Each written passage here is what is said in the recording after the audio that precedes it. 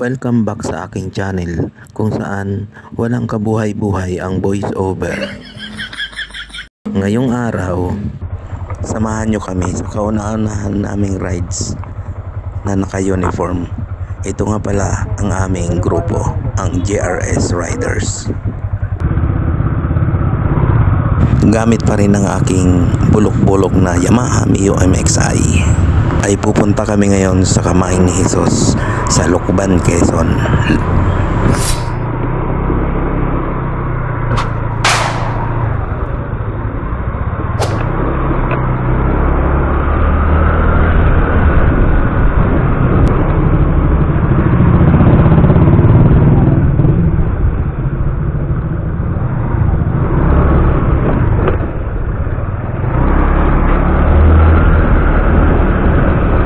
Check.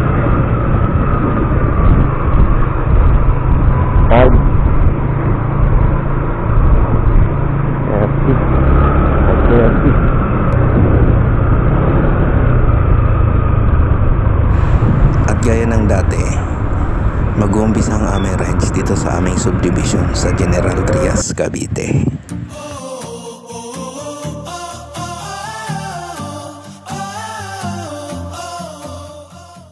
At syempre, kailangan muna nating mag-gas.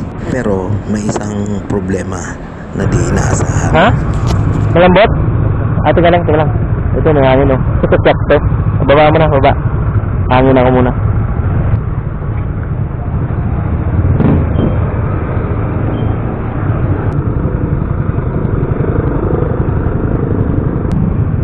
Wala.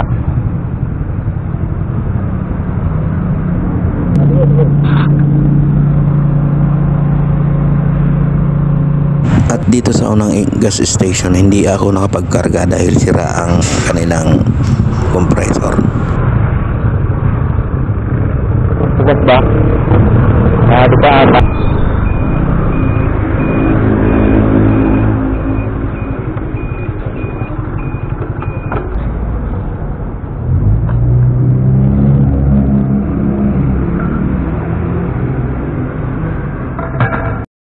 Pangalawang gas station, di naman obra yung kanilang nozzle.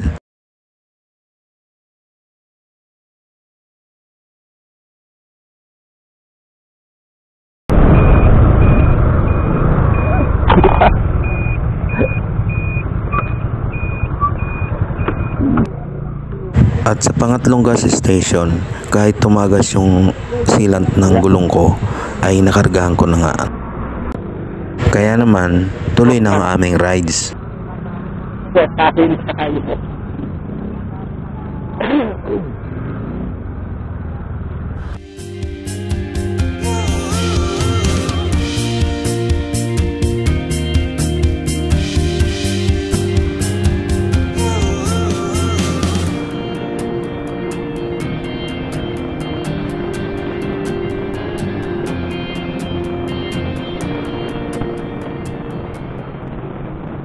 At dahil burok-burok ng aking MXi, ay napapag-iwan na nila ako.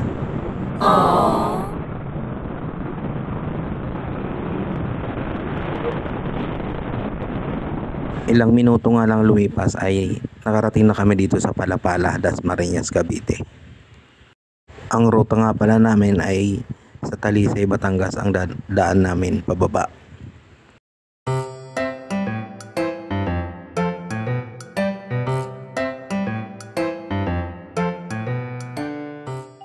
Ang mga kasama ko nga pala dito ay isang CBR 150, isang R15, isang Sniper, dalawang Honda Click.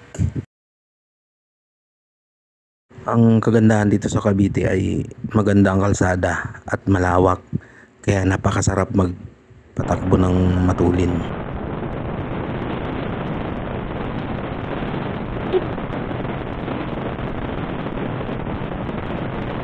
At marami din ang katulad nito. Boom, sibak! Wow! At dahil sa dami ng ginagawa ng kalsada rito papuntang Tagaytay, ay natatraffic kami, kaya inaabutan ko ang mga kasama ko. At At ilang minuto nga ay nasa Silang Cavite na kami. At dahil nga may traffic light, ay inabutan ko na naman ang mga kasama ko. Bomba, bomba!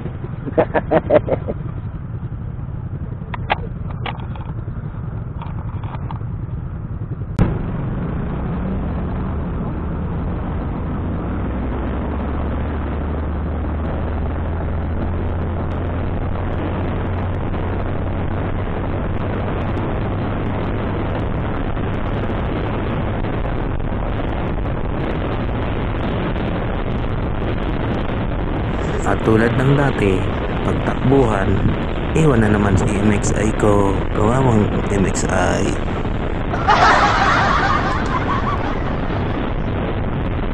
At ilang minuto nga ay paliko na kami dito sa shortcut papuntang picnic group. Ang ganda talaga tingnan pag marami kayong nakamotor at pare-pares kayo ng suot.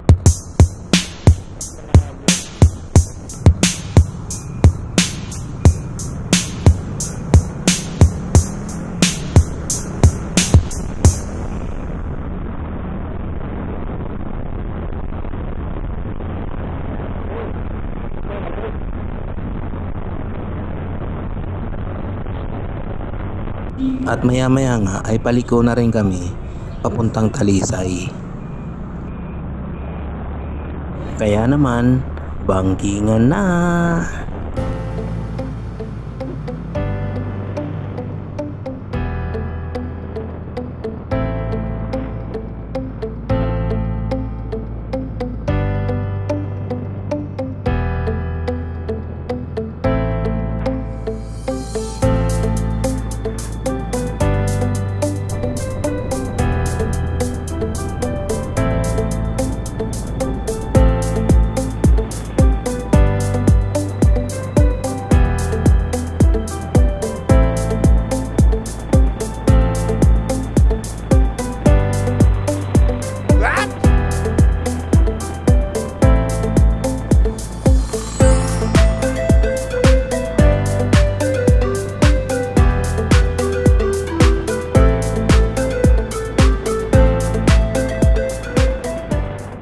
At matapos nga ang unang set ng bangkingan ay nakarating na kami dito sa view deck na walang view.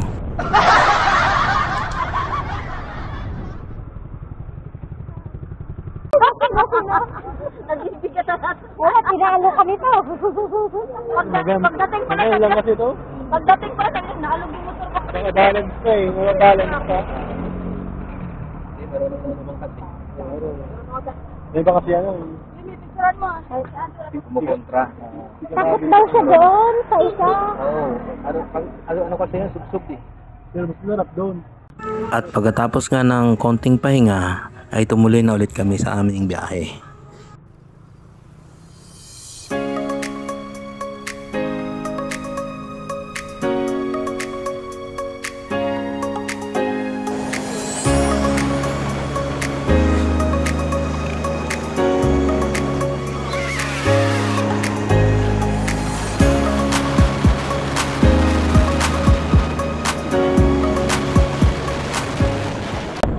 At maya-maya nga, hindi pa kami nakakalayo, ay bigla na namang namatay itong aking si nakalak yung harap ko.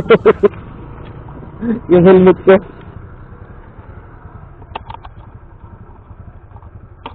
Loko. Go. Ayun, namatay. Buti na lang, ay umandan rin agad.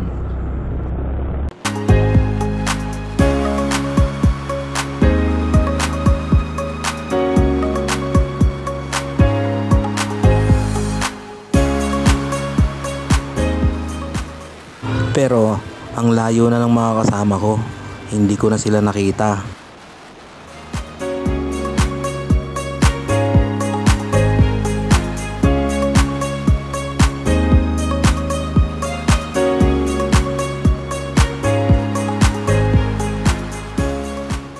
At ilang oras nga ang lumipas, ay naalala ko yung battery ng camera ko.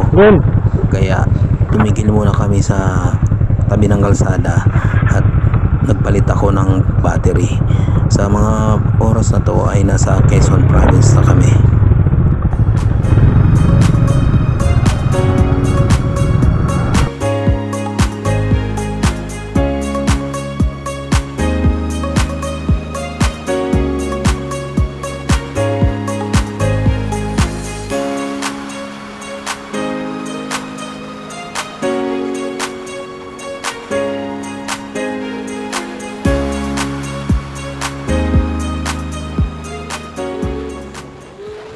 Maganda rin ang kalsada rito at marami ding bangkingan at ang ganda rin ng view, kaya malilibang ka talaga.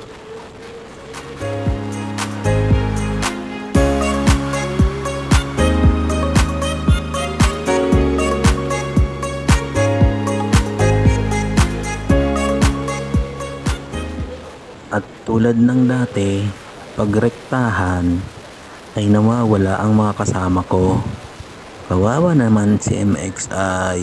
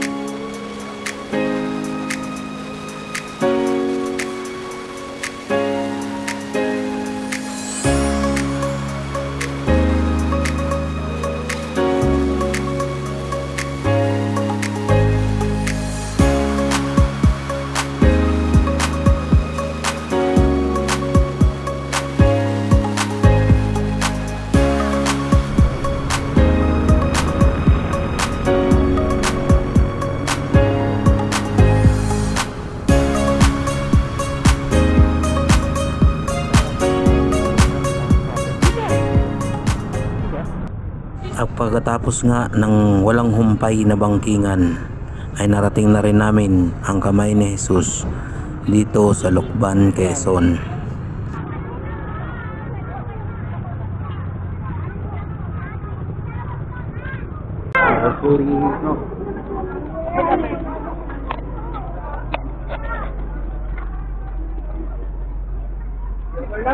Picture tayo doon, no?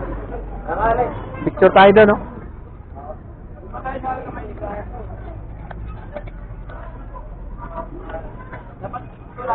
Oh.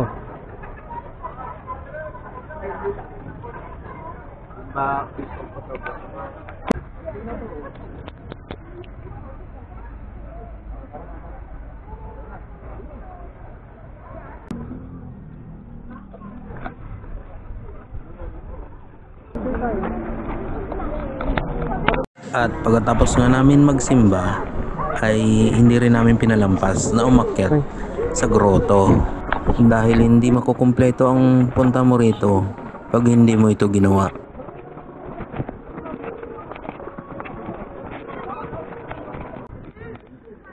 Meron pa? Meron pa? Ito pa. Hindi kompleto yan. Kulang yan. Oh, dinak mo na.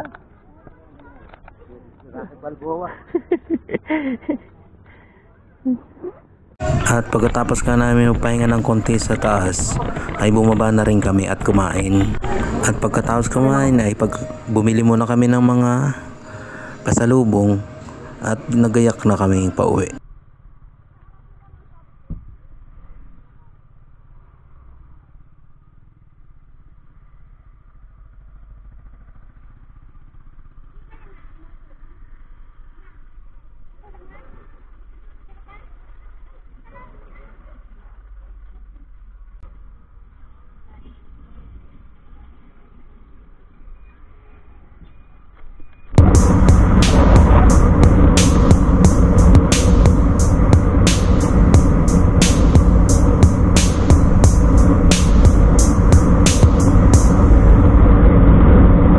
At natapos na nga ang aming biyahe papuntang Lucban, Quezon sa Kamay ni Jesus. At dito ko na rin tinatapos itong video na to. At kami naman ay nakauwi na ng matiwasay kahit nahirapan ng aking MXI sa mga kurbadang paakyat dito pa uwi, ay nakarating pa rin kami. So maraming salamat sa panonood. Hanggang sa muli.